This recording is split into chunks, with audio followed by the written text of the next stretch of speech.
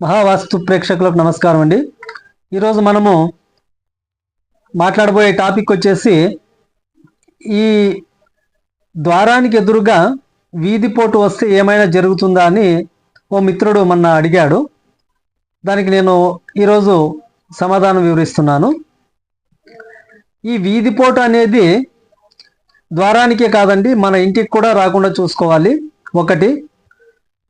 ఒకవేళ మన ఇంటికి ఈ వీధి పోటు వచ్చినప్పుడు దాన్ని ఏదో విధంగా మనము అంటే అక్కడ ఏదో చెట్లు నాటడమో లేదా కాంపౌండ్ కూడా ఎత్తడ కట్టడం ఎలాగో దాన్ని నివారించుకుంటాం. ఇంకోటి, ఈ వీధి పోటు గురించి చాలా మందికి తెలియని అవగాహన ఏమంటే, ఈ వీధి పోటు అనేది డైరెక్ట్గా ఎప్పుడైనా మన ఇంటికి వచ్చి ఇలా హిట్ అయినప్పుడు మాత్రమే అది వీధి పోటు అవుతుంది.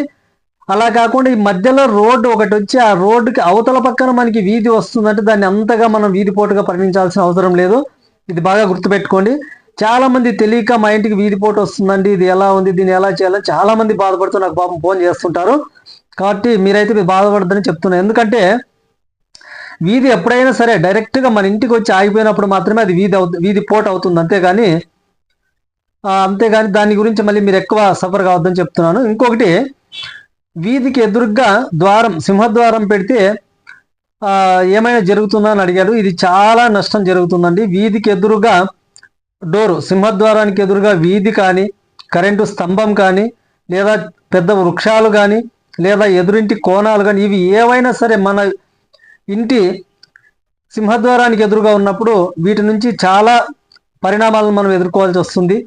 ఇంట్లో సంతాన నష్టము, లేదా ఆర్థిక నష్టము, ఇంకా కుటుంబ కలహాలు, ఇవి చాలా వరకు మనల్ని డిస్టర్బెన్స్ చేస్తాయి.